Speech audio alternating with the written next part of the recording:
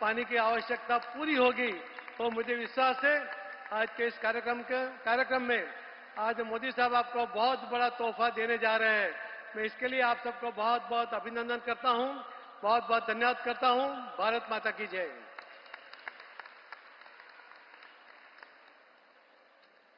बहुत बहुत धन्यवाद सर। अपने दृष्टिकोण विचारों से हमें इन परियोजनाओं की महत्ता और संभावनाओं को समझाने के लिए और इनके पीछे जो हमारे माननीय प्रधानमंत्री जी के प्रयत्न हैं, जो दृष्टिकोण है और जो संकल्प है, वो हमारे साथ साझा करने के लिए।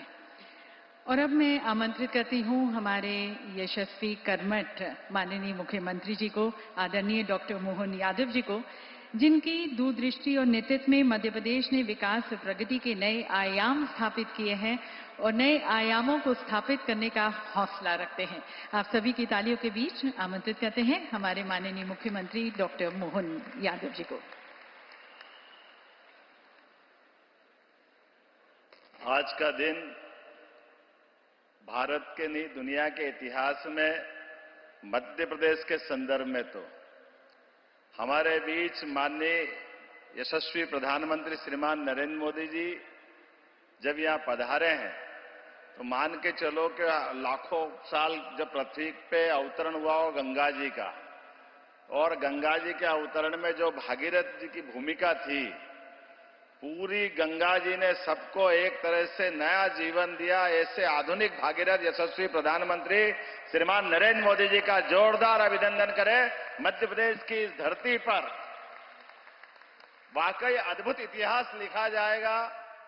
हमारे आज के इस मंच पर माननीय गवर्नर महामहिम श्रीमान मंगू भाई पटेल साहब, माननीय कृषि मंत्री श्रीमान शिवराज सिंह जी चौहान भाई साहब, इस अवसर पर माननीय वीरेंद्र खटीक जी केंद्रीय मंत्री भारत सरकार, माननीय यशस्वी सांसद और भाजपा के प्रदेश अध्यक्ष श्रीमान विष्णुदत्त शर्मा जी, समूचा मंच, एक अलग प्रकार की राजनीति हमारे अपने सामने 10-12 साल में कैसे परिवर्तन लेती है। ये यशस्वी वास्तव में माननीय मोदी जी का जो कार्यकाल है आज सुखद संयोग है।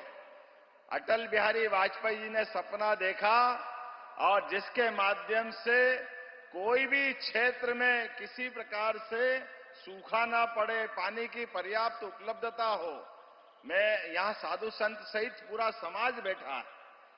कभी कल्पना करना मुश्किल था कि हमारे मध्य प्रदेश के संदर्भ में जब भी सूखा पड़े, माननीय प्रधानमंत्री जी, तो आंख मीच के लोग जान लेते थे सूखा पड़ा मतलब बुंदेलखंड में सूखा पड़ा, क्योंकि यहां सदैव से पानी की इतनी कठिनाई थी, इतनी परेशानी थी कि जैसे ही सूखे की खबर आती, बारिश कम होती, लोग अपने दरवाजा निकाल करके अपने दरवाजे की जगह ईंट से दीवार बना करके उसको लीप करके लोग अपना घर छोड़ के चले जाते थे, क्योंकि यहां रह करके अपनी मेहनत मजदूरी आजीविका के लिए कुछ होता नहीं।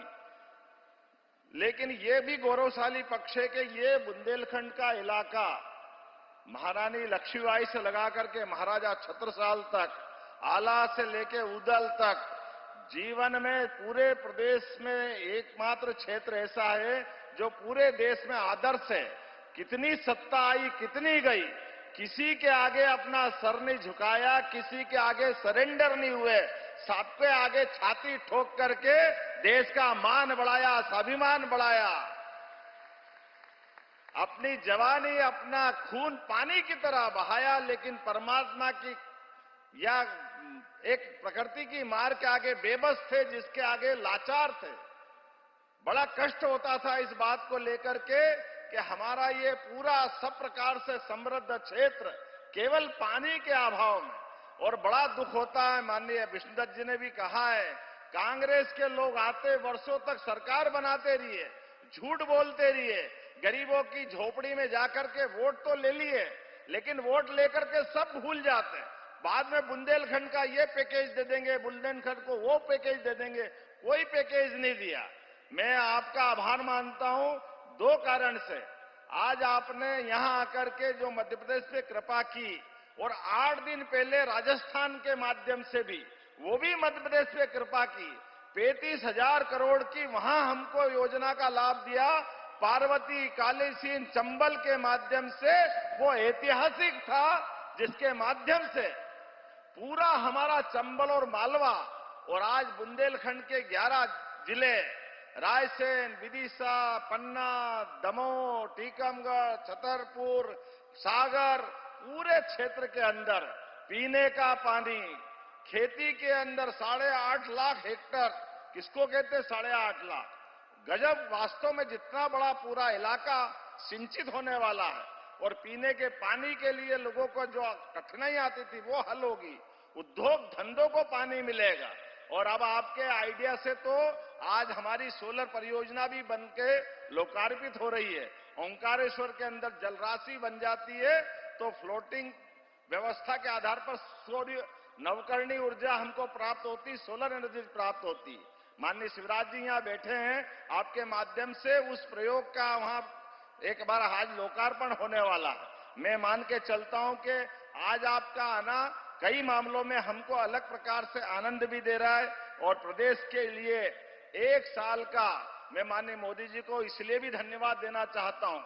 आपने अपने आने के बाद शासन के सूत्रों के माध्यम से सुशासन की स्थापना की, गरीब, युवा, महिला, किसान सब वर्गों की चिंता की और लोकतंत्र की भी चिंता की। लोकतंत्र में गरीब परिवार से आकर के, किसान परिवार से आकर के इतने बड़े राज्य का मुख्यमंत्री बन जाए, ये केवल आपके आशीर्वाद से हो सकता है, अन्यथा कभी नहीं हो सकता। सरकार, समाज